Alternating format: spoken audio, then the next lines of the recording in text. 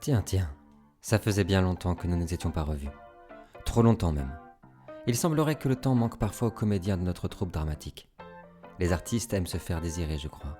Ça tombe bien, on va beaucoup parler de ce temps qui nous manque si cruellement. Puisque nous ne nous sommes pas vus depuis une éternité, ou depuis une réalité, je tiens à vous rappeler que les propos tenus dans cette histoire peuvent être choquants. Les âmes sensibles sont prévenues. Bien. Tâchons de reprendre cette enquête convenablement. La première réalité de nos enquêteurs s'est effondrée en même temps que la psyché de ces pauvres enquêteurs. Aïe. Cette seconde réalité nous permettra d'aborder cette enquête avec plus de sérénité. Enfin, je crois. Allez savoir. Ah, regardez ça. Le notable de Jonzac s'apprête à prendre un bon bain. L'océan est le même. Froid, puissant, violent, insaisissable. L'écume est charriée par les vents d'ouest et balayée de part en part. Au loin, il n'y a que la brume, les ténèbres de l'horizon incertain. Tout est pareil et pourtant si différent. C'est un sentiment étrange que de se savoir changer, profondément différent, nouveau, étranger pourtant là, dans le même corps qu'autrefois. Il n'y a rien de plus douloureux que d'être enfermé dans une prison de chair. Le poids d'une âme, ce n'est rien en comparaison de celui de la chair. Dans ce drôle de nouveau monde aux allures ordinaires, dans cette étrange nouvelle peau, dans cette autre réalité qui est désormais la sienne, Monsieur de Jonzac est dos à nous, dans son costume hors de prix. Il est à moitié immergé dans l'océan glacial de l'Atlantique. Il fait face à l'horizon, aux ténèbres de l'espoir qui prend tous les marins et les naufragés. Loin, à l'ouest, c'est l'Amérique. Droit devant, ce n'est que le néant. Il semble figé, faire face stoïquement aux ombres qui submergent son âme, au tsunami qui s'annonce à l'âme torturée. Mais nous ne voyons rien. Rien d'autre qu'un océan brumeux, qu'une tempête qui ne semble jamais vouloir s'apaiser, dans aucune réalité. Il reste figé à sa place, à moitié immergé dans l'eau salée. Il ne subit pas le froid de l'océan. Il est omnibulé par une seule pensée, celle d'avoir vu quelque chose de totalement nouveau. Plutôt, d'avoir ressenti un sentiment nouveau, mais qui s'est échappé. Il est sûr qu'il y avait quelque chose dans cet océan, au loin. Quelque chose qui l'a attiré. Pendant un bref instant, il a eu la conviction qu'il y avait là-bas une réponse à tout. Mais tout ça semble avoir disparu. Il continue à regarder pendant de longues minutes l'infini de l'océan et soudain, prenant conscience de la mer qui monte et qui commence à dépasser ses hanches, il réalise où il est. Il tourne le dos à l'océan et revient vers le rivage à pas lents. Le très léger sourire qui animait son visage pendant tout ce temps disparaît à l'instant où il fait demi-tour vers la terre ferme. Il remonte péniblement la plage et cherche à se repérer dans ce nouvel endroit inconnu. Écran noir. Réalité 2. Nous nous retrouvons dans la salle commune d'un hôtel modeste du Finistère, à quelques kilomètres de la maison des Desmoulins, au lendemain de la découverte de la Seine. Oh, vous avez une impression de déjà-vu ? C'est un des sentiments humains les plus étonnants, n'est-ce pas ? Avons-nous déjà vécu réellement cette scène, en rêve, dans une autre vie, une autre réalité, un autre univers ? En voilà d'une grande question. Peut-être ne nous sommes-nous qu'assoupis. Peut-être aussi que notre cerveau nous joue des tours. C'est délicieux le cerveau des humains, dans tous les sens du terme. Et ce n'est pas mon ami Andrew qui viendra me contredire. Oups, je m'égare. Ce n'est pas le rôle d'un gardien. Veuillez me pardonner et reprenons. L'hôtel n'est ni chaleureux ni accueillant, mais il a la qualité d'être généreux. Il est tenu par Christelle Laudrac, une gérante au caractère bien trempé. Il vaut mieux, vous me direz. Avec un temps pareil, les hommes de paille fondraient à vue d'œil. Même les dieux ne résisteraient à un tel déluge. Ici, ne survit que les enfants de l'océan. 2 de nos enquêteurs sont déjà à table. Café et petit déjeuner ont été disposés généreusement. Le premier est Andrew, toujours à l'heure, à se demander s'il dort parfois. Il feuillette le journal local en trempant ses tartines dans son café noir. Le second est le père Rochereau, qui n'a pas levé les yeux de son livre de prière depuis de longues minutes. Le coucou qui domine la grande pièce et surplombe le vieux zinc du bar de Christelle indique 7h02. Les autres sont en retard, comme toujours. Ah tiens, les voilà. Voilà Madame Claude qui descend l'escalier dans un état légèrement second. Elle se sent vaseuse, proche du vertige et de la nausée. Elle se sent comme un de ces lendemains après avoir passé une longue soirée à disserter sur les folies du monde avec Thomas, vers lesquelles son esprit s'échappe quelques instants. La nuque raide, elle se passe la main derrière la tête et s'étire légèrement en la balançant de droite à gauche. arrivée en bas de l'escalier, alors qu'elle s'apprête à saluer Christelle d'un bonjour savement calculé pour être suffisamment polie et chaleureuse pour faciliter l'interrogatoire qu'elle prévoit de lui faire subir à son insu, elle est prise d'une affreuse impression de déjà-vu qui ajoute grandement à son malaise. Elle se fige quelques instants et bredouille un bonjour maladroit et empreint de stupeur. Elle décide de se diriger vers ses deux compères, attablés, et d'exceptionnellement commander une tasse de ce breuvage affreusement amer, mais réputé pour requinquer un naufragé, un café. Alors que la dame de maison offre à Madame Claude son plus beau sourire édenté, voilà que Jean-Emmanuel Pierre descend à son tour le vieil escalier. Ce dernier est très confus.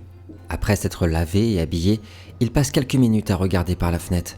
Puis une fois en bas, il cherche un calendrier et une horloge. Ils se sont perdus. Jean-Emmanuel ne s'était jamais montré aussi confus. Le voilà qui, sans dire mot, cherche partout dans le salon calendrier et journaux. Et lorsqu'il trouve enfin ce qu'il semble avoir cherché, il reste figé, muet, pendant de longues secondes. Tiens, voilà la première subtilité de cette nouvelle réalité. Monsieur de Jonzac ne ferme pas la marche. Il n'est pas là. Ne vous inquiétez pas, je suis sûr qu'il arrivera très bientôt. En attendant, laissons la parole au père Rochereau. Ce dernier est rivé sur son livre de prière, plus que rivé, même absorbé, happé par ce recueil. On pourrait croire à une épiphanie. Mais après quelques minutes d'absence, comme encore rêveur, il reprend ses esprits d'un hochement énergique de la tête et lève un œil et un sourcil vers l'assemblée, peuplant désormais cette pièce auparavant bien plus calme. Puis, il étouffe un simple « Bonjour ». Andrew, notre enquêteur écossais, est rivé sur le journal, scrutant avec attention les articles, même les plus insignifiants. C'est une vieille méthode de concentration qui l'aide à écarter ce profond sentiment de malaise provoqué par la proximité de cet asile qui le hante. Est-ce un traumatisme dû à la guerre et la profonde sédation qu'il y a subie ? Il a l'espace d'un instant l'impression de ne plus être en phase avec la réalité. Son esprit purement rationnel balaye cette idée dans l'instant. « Bonjour mes amis, installez-vous », dit-il avec son joli accent. En feuilletant le journal, Andrew aura remarqué un article d'une certaine Lucille Dérac qui titre « Un communiste dans le Finistère », faisant référence à la présence de la compagnie sur l'enquête des moulins. Madame Claude décide de s'adresser au père Rochereau avec son habituelle désinvolture, mais d'un ton plus grinçant qu'à l'accoutumée. « Je doute que ce soit là-dedans que vous trouviez les réponses, mon père. » Puis elle s'adresse à la cantonade, légèrement agacée. « Quelqu'un aurait-il vu de Jonzac ? Il devrait déjà en être à sa 3e tasse de café. Ce n'est pas des réponses à cette enquête que je cherche, ma fille, mais plus une sublimation de ce quotidien dont je deviens lasse. Mais je m'égare, vous avez raison. Il devait être le premier sur place. Monsieur se fait désirer aujourd'hui, » répond le père Rochereau. Oh, arrêtons-nous un instant sur le père Rochereau d'ailleurs. Personne ne l'a encore remarqué et pourtant, il se gratte frénétiquement l'avant-bras depuis de bonnes minutes. Sa soutane empêche cependant d'observer le moindre morceau de chair. En entendant ses collègues parler, Jean-Emmanuel Pierre sort de son malaise et s'installe à la table en marmonnant un faible « Bonjour ». Étrangement, il semble à Jean-Emmanuel que tout est à sa place, que tout est semblable à ce qu'il est persuadé d'avoir vécu. Et pourtant des détails diffèrent. La coiffure de Madame Claude, son parfum même, ils sont différents. La posture du père Rochereau, plus cambrée, moins alignée. L'attitude de son ami écossais, aussi. Oh tiens, regardez qui voilà. Passant le pas de la porte d'entrée, Monsieur de Jonzac s'introduit dans la salle commune de l'hôtel, épuisé et trempé. Sa tenue laisse clairement à désirer, et cela l'agace au plus haut point. Il a conscience que son apparence pourrait en effrayer plus d'un. Il n'a pas d'autre choix que de rentrer dans cette salle pleine de monde. Il observe quelques instants la compagnie, alors que son veston complet dégouline littéralement sur le tapis. Il se reprend et dit « Mes chers amis, veuillez m'excuser. Je sais bien que la ponctualité est la politesse des rois, mais j'ai eu l'idée saugrenue de commencer cette journée par une marche matinale dans ce pays étranger. Mal m'en a pris car la pluie m'est tombée dessus et me voilà dans un bien triste état. Tavernière, voulez-vous bien me préparer une tasse de votre bon café pendant que je file me changer ? Je reviens vers vous très vite, mes braves. Vous pouvez commencer les discussions sur l'enquête sans moi. » Puis, en baissant les yeux pour que les autres ne puissent pas voir son visage, il monte rapidement dans sa chambre, maître des vêtements secs. « Bien, monsieur !» lui répond Christelle, tout en cherchant maladroitement et sans aucune subtilité le regard de Madame Claude. Particulièrement intriguée par l'état et le retard de Jonzac, Madame Claude profite néanmoins du regard appuyé de Christelle pour commencer son interrogatoire. « Ah ça, des énergumènes comme celui-ci, vous ne devez pas en voir beaucoup par ici, ma chère Christelle, n'est-ce pas ?» Tout en rapportant des cafés pour toutes et tous, la dame de maison répond « Oh, des oiseaux, j'en vois souvent, vous savez. L'autre jour, nous avons eu des étrangers à l'humeur exécrable. » Puis, tout en faisant rouler ses yeux comme si cela pouvait l'embellir, elle s'adresse plus bas à Jean-Emmanuel. « Vous avez du courrier, monsieur ?» et lui tend une lettre. Enfin, elle repart, se ravise en faisant glisser ses sabots et chuchote à l'oreille de l'élégante Madame Claude. « Je n'ai pas osé vous demander hier, madame, mais on dit que vous tirez les cartes et que vous parlez aux esprits, comme les médiums de Paris. Je me disais, peut-être pourriez-vous m'accorder une séance ? Rémunérée, bien entendu. » Elle sourit alors en affichant grandement son sourire édenté et en agitant la carcasse d'un croissant de la veille. Dans sa barbe et dans son coin, tout en réceptionnant la lettre de la dame de maison, Jean-Emmanuel Pierre s'adresse à personne en particulier. « Excusez-moi, mes chers, cela vous est-il déjà arrivé de rêver d'une journée complète d'enquête ? » Puis il glisse la lettre dans une poche de sa veste. Il l'ouvrira quand il aura la tête un peu plus claire. Il se retourne ensuite vers le père et se force à sourire. « Concernant notre enquête, reprend Andrew, plusieurs points me paraissent problématiques. Exposons alors nos points de réflexion, reprend le père Henri-Joseph Rochereau. Comme d'habitude, il s'agira de trouver l'auteur de cette farce. Je suppose, j'espère, que ce ne sera pas encore une histoire de jalouserie et de coucherie, car je commence à être agacé. Jean-Emmanuel, mon fils, je rêve d'une réelle enquête chaque jour que le Seigneur fait. » « D'accord. Vous me rassurez, mon père, répond Jean-Emmanuel Pierre. Ce que vous appelez une farce, monsieur Rochereau, j'appelle cela une boucherie. L'agacement d'Andrew est clairement visible face à cette forme de désinvolture du prêtre. L'avenir d'une enfant est en jeu. Ne l'oubliez pas. Madame Claude, de son côté, continue d'échanger avec Christelle. Des étrangers, dites-vous. D'où venaient-ils et que pouvaient-ils bien avoir à faire par ici ? Puis lui adresse plus bas, légèrement conspiratrice. Pour vous, ma chère Christelle, je vous fais mon plus beau prix d'amis pour ce tirage. Double dose de café pour mon compagnon humide. Des Américains, Madame Claude, incapables d'aligner deux mots en français. Ils se croient tout permis. Depuis que mon premier doudou d'Amerloc est passé ici, j'en vois de plus en plus. On dirait une épidémie. Et elle se met à rire, à gorge déployée, si bien qu'on pourrait y compter une à une les caries de sa dentition, ainsi que l'état désastreux de ses amygdales. Oh, Madame Claude, que vous êtes généreuse. Et caresse avec la délicatesse d'un ogre l'épaule de Madame Claude. Votre heure sera la mienne. Quelques minutes après avoir monté les escaliers, Monsieur de Jonzac redescend, habillé d'un complet veston 3 pièces tweed gris ajusté, cravate Windsor, chaussures en cuir ciré de chez Sharpie, et montre à gousset en or pur, bien visible, dans la poche du veston. Cet accoutrement, qui demanderait 10 ans de salaire à un ouvrier parisien pour se l'offrir, lui fait tout de suite se sentir très confort, malgré son étrangeté dans un tel contexte. Il en est conscient. La tête haute et le regard fixe, il s'installe à une table et tire la montre de sa poche pour regarder l'heure. Puis, à voix haute et assurée, il dit « Eh bien, messieurs, madame, avez-vous pu discuter des suites de notre enquête pour aujourd'hui ? Vous me paraissez tous bien fatigués. Serait-ce le climat breton qui vous fait cet effet, les amis ?» Quand monsieur de Jonzac passe, Christelle ne peut s'empêcher de l'observer de la tête aux pieds, tout en agitant son torchon sale et de siffler, comme l'on siffle les beaux garçons au bal des pompiers. « Des Américains, dites-vous » reprend madame Claude. Entendre Christelle parler de son gros roudoudou, bien qu'elle ne soit pas certaine de la signification exacte, pique sa curiosité. Et cela fait bien longtemps qu'elle n'a pas sorti son attirail de divination pour soutirer quelques juteuses informations à l'insu de ses sujets. Quelle aubaine de l'avoir finalement glissé dans son sac avant de partir de Paris. C'est légèrement frétillante, comme une sardine, qu'après un bref regard vers ses compagnons qui semblaient bien confus, elle s'exclame « Eh bien soit, n'attendons pas une minute de plus pour consulter l'oracle, ma chère Christelle. Laissez-moi juste quelques minutes pour retourner le chercher dans ma chambre. » Christelle arbore un sourire ravi, un vrai soleil, quelques chicots au moins. Disons un soleil du Finistère. Bon, très bien. Disons plutôt un ciel peu nuageux. Le téléphone de l'hôtel retentit soudainement. Christelle, après avoir fini de nettoyer son verre, finit par décrocher. « Hôtel La Goélette, bien le bonjour, qu'est-ce qu'il veut ?»« Oui. Oui, tout à fait. Je vous le passe, monsieur. Père Henri-Joseph Rochereau ? Quelqu'un au téléphone pour vous, monsieur. » Henri-Joseph secoue la tête une fois de plus, comme s'il était littéralement ailleurs, l'instant d'avant.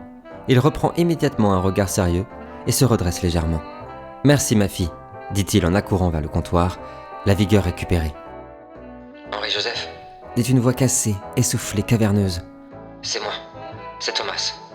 Tu m'entends ? » « Oui, je t'entends, Thomas. Que t'arrive-t-il ? Pourquoi es-tu essoufflé ainsi ? » J'ai fait un drôle de rêve. Tu es sûr que tout va bien ? Je vais bien, oui.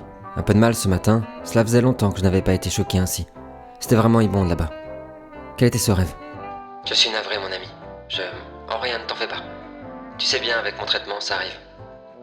Promets-moi que si tu avais le moindre souci, tu me contacterais. Je ne supporterais pas qu'il t'arrive quoi que ce soit. Ce n'est pas ce que je veux. Bien sûr, Thomas. Qui d'autre contacter sinon ? Je me garde, tu sais. Ne t'en fais pas. Je l'aimerais tellement. N'oublie pas, tout ça n'est qu'un jeu. Tu te rappelles ? On peut changer de personnage. On peut... Plus de tonalité, Le téléphone a coupé. Heureux hasard, n'est-ce pas ? En croisant de Jonzac, accoutré comme pour le bal de Vienne dans cette taverne miteuse, et comme galvanisée par le comportement très familier de Christelle à son égard, Madame Claude laisse échapper un petit rire sardonique et moqueur, et lui adresse un « En voilà une tenue princière, ça vous change ?» Puis elle monte allègrement les marches qui vont à sa chambre pour récupérer son tarot et redescend auprès de Christelle. En arrivant en bas de l'escalier de nouveau, elle est assaillie d'une impression de déjà-vu, qui la fait vaciller quelques instants. Elle reprend contenance et se dirige vers Christelle. « Êtes-vous prête, ma chère ? Installons-nous confortablement derrière votre bar, ici. » Après avoir répondu à Thomas, le père Henri-Joseph Rochereau reste un instant d'hésitation, comme s'il ne savait plus trop s'il croyait lui-même à ce qu'il venait d'énoncer. « Oh oui, madame, prête, répond Christelle. Elle suit Madame Claude à la trace et finit par s'asseoir, ce qui n'était pas arrivé depuis des heures, sur son vieux tabouret. « Alors, Madame Claude, comment on procède ? Je dois dire quelque chose ?» Observant l'attitude du père Rochereau, de Jonzac dit avec malice : « Eh bien, mon père, que se passe-t-il ? Vous semblez bien confus. Venez donc vous asseoir à mes côtés pour discuter de l'enquête, pendant que cette brave Madame Claude pratique ses rites païens avec notre hôte. » « Décidément, c'est de pire en pire la ligne téléphonique ici, » s'exclame le père, tout en répondant à de Jonzac, en se dirigeant vers lui. « Ah ça, mon ami, il semble que les progrès de la civilisation ne soient pas tout à fait parvenus jusque dans cette contrée. Dites-moi donc, quel est votre avis pour la suite de notre investigation ? Où devrions-nous poursuivre l'enquête selon vous ? Nous avons encore bien des portes closes à ouvrir, n'est-ce pas ? Laissons-les se prendre pour Dieu, murmure d'abord Henri-Joseph, puis il reprend plus haut. Je pense que nous devrions aller voir cette petite au plus vite. Un asile n'est pas un endroit pour une enfant voyant. Ce n'est pas le progrès qui leur manque, mais plutôt de la décence. Cependant, ces dessins immondes sur les murs de la chapelle m'intriguent également. Ils m'ont marqué. Faisant d'abord la moue, Monsieur de Jonzac répond : « Certes, le sort de cette petite est terrible, mais je ne pense pas qu'elle soit la clé de cette énigme, et elle est probablement tombée dans une folie totale après avoir assisté à une telle scène. Je ne crois pas qu'elle puisse nous en apprendre beaucoup. En revanche, la chapelle était, je vous l'accorde, des plus intrigantes. » « Vous avez sans doute raison, » reprend le père. « Ce n'est pas là-bas que nous aurons le plus de réponses. Mais pouvons-nous vraiment la laisser dans cet endroit ? Je ne voudrais pas que la liste des morts ne s'agrandisse. N'oublions pas cet amas d'entrailles de poissons dans la grange, ainsi que ce prospectus pour cette sardinerie. Une telle mise en scène me paraît intrigante, voire démente, » reprend Andrew. « Vous avez raison, cher Andrew. Il faudra probablement s'y pencher en temps voulu. Pour le moment, il est temps de nous mettre en route. Et père Rochereau, je reconnais là votre compassion chrétienne pour les âmes faibles. N'ayez crainte pour cette petite fille, elle est en lieu sûr là où elle est. » Alors que tous abordent les pistes éventuelles de l'enquête, notamment l'asile, Jean-Emmanuel Pierre commence à bourrer sa pipe en essayant de se remémorer les détails de cet asile. Il n'est certain de rien. Quelque chose lui dit qu'il aurait cédé à la curiosité. Il aurait trouvé une boîte, l'aurait-il ouverte ? Mais rien dans ses souvenirs vaporeux n'a l'air d'avoir de sens. Il n'ose pas ouvrir la parole, pendant que les enquêteurs discutent. « Je m'en remets à votre jugement alors, » reprend le père Henri-Joseph. « Pourquoi cette insistance sur la sardine à votre avis ? De la pure démence ? Ou serait-ce l'œuvre d'un psychopathe qui ne puisse empêcher de signer son immondice ? » Songeur, de Jonzac répond au père. « Cette histoire de sardine semble être un curieux hasard en effet, mais juste un hasard selon moi. Si nous recroisons la route de ce petit poisson au cours de notre enquête, il faudra peut-être s'y attarder, mais je ne pense pas que ce soit la priorité à l'heure actuelle. Nous devons avant tout ouvrir la porte fermée du mystère qui nous a été dévoilé hier. » « Vous êtes bien silencieux, Jean-Emmanuel, » reprend le père Rochereau. « Jusqu'où votre réflexion vous emmène-t-elle ? Quelle piste d'attaque suggérez-vous » Jean-Emmanuel, en cherchant son tabac à pipe, s'est écorché le doigt sur l'enveloppe qu'il a glissée précédemment. Il ne savait même pas que cela était possible. Le sang lui coule légèrement et lentement de son doigt. Il a une drôle de sensation, d'impression, comme si... Non, ce n'est pas possible. Il doit manquer de sommeil, c'est tout. Pourtant, il a l'impression que l'enveloppe l'appelait, sifflait, un vent froid, et murmurait son nom. « Pardonnez-moi, reprend-il. Je ne suis pas trop dans mon assiette ce matin. Je pense que nous devrions éviter l'asile pour le moment. La vérité doit se trouver ailleurs. » Il se lève ensuite et déclare « Veuillez m'excuser, je vais prendre l'air pendant quelques minutes. Seulement quelques minutes. » Il se dirige alors vers l'entrée en sortant la lettre. Revenons à Madame Claude et sa divination. « Installez-vous confortablement. Là, voilà, très bien, dit-elle. Elle la regarde intensément, comme pour l'hypnotiser du regard. Elle abaisse légèrement le ton. « Respirez profondément. Sentez-vous vous remplir de paix. Que souhaitez-vous savoir, Christelle ? Que souhaitez-vous demander aux cartes ? Que souhaitez-vous que l'oracle vous annonce ?» À cet instant, elle se sent toute puissante et commence à manipuler son jeu de cartes et les mélanger précautionneusement. Peut-être des nouvelles de votre famille, peut-être des nouvelles d'un être cher. Attendez ! Elle place sa main sur le paquet. Les cartes me proposent quelque chose. Elle marque une pause dramatique. Ce sont elles qui ont des choses à vous dire, Christelle. Souhaitez-vous les entendre ? Elle la laisse à peine esquisser une réponse et enchaîne. Je les entends me murmurer une langue étrangère. Yes, darling. C'est en anglais. Je pense qu'elles veulent vous parler de votre roux-doudou. C'est bien cela ? Elle lui laisse quelques instants avant de reprendre, la voix suave. Qu'en dites-vous, ma chère Christelle ? Souhaitez-vous que les cartes vous répondent ? Christelle est sous le charme, subjuguée par le tour de passe-passe dont elle est la victime malgré elle. Oui, s'écrie-t-elle sans ne voir venir le piège qui se referme sur elle. Soudainement, le phonographe tout neuf derrière elle s'allume. Seul, un hasard bien généreux qui va ne faire qu'entretenir l'emprise que Madame Claude a déjà sur la pauvre femme. Le phonographe joue une chanson en allemand. Sei doch bitte wieder gut. Christelle s'écrie. C'est lui! Oh là là, Madame Claude, c'est un signe. C'est mon roux-doudou qui me l'a offert à sa dernière visite. Nullement déstabilisée par ce coup du sort, impensable, et sachant que cela soutient son petit numéro, Madame Claude enchaîne sur un ton de connivence. Un homme très généreux, ma chère Christelle, que vous avez trouvé là. Et ce n'est probablement pas la seule chose qu'il vous est offerte. Elle tire la première carte de son paquet. Oui, intéressant, très intéressant. L'empereur. Vous aurait-il offert son cœur également ? Ou bien ses secrets peut-être ? Certainement ce qu'il a de plus précieux, n'est-ce pas ? Christelle ne peut retenir ses larmes. Elle est même prise de hoquet tandis que sa poitrine gonfle et que ses poumons sifflent à mesure qu'elle respire. Comme pour la première fois, un air sans tabac. Oui, madame Claude. Il m'a promis de revenir, mon roux-doudou. Alors que Christelle fond en larmes et que Madame Claude tient le bouquet final de son grand spectacle, l'atmosphère change tout à coup. La pièce s'assombrit, une nausée terrible étreint Madame Claude et la fait tanguer, comme sur un bateau en pleine tempête. La porte d'entrée est fracassée par une vague puissante, laissant l'océan s'engouffrer dans la pièce. Il n'y a plus personne. Plus personne sinon Madame Claude. Seule, sur son tabouret, au milieu de la grande salle submergée. Puis une voix puissante, violente, résonne, tandis que la musique continue de jouer. Oui. La réponse à ta question est oui.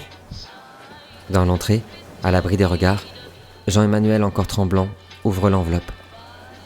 Une photo, terrible. Une photo, un souvenir, terrible. Le corps du père Rochereau étalé sur le sol du couloir de l'asile. La chair de son cou déchirée par un fil barbelé. Derrière la photo, il y est écrit « Everything is possible ».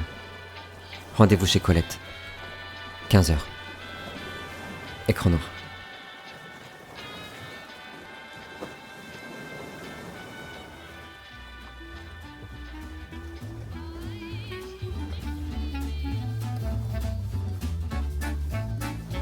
Bien, très bien. Voilà que nous reprenons sur de bonnes bases.